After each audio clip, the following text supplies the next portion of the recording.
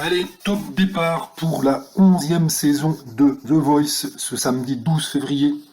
Et cette année, une nouveauté, la présence d'une cinquième coach, Nolwenn Leroy.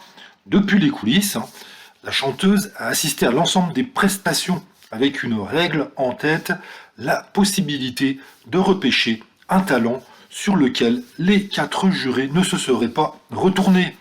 Et si l'ex-candidate de la Star Academy a vu passer de nombreux chanteurs, elle a permis à l'un d'eux de continuer son rêve. Bouleversé par la prestation et l'histoire de Jean Palot, Nolwenn a décidé de le prendre dans son équipe. Dans The Voice, l'agriculteur de 39 ans a interprété le titre Rise Like a Phoenix que Conchita Wurst avait chanté à l'Eurovision. Nolwenn, en larmes, a voulu lui donner une seconde chance. J'ai senti ce phénix dès le début, a-t-elle expliqué après avoir appuyé sur son buzzer.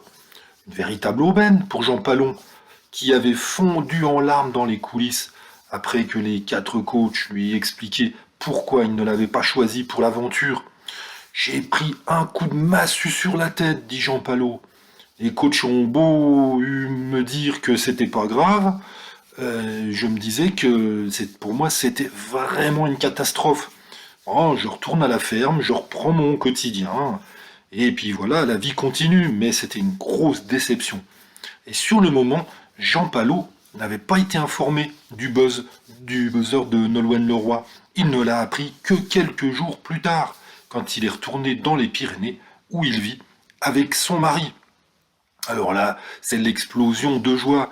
Il dit: j'ai eu l'impression d'entrer dans un ascenseur émotionnel incroyable.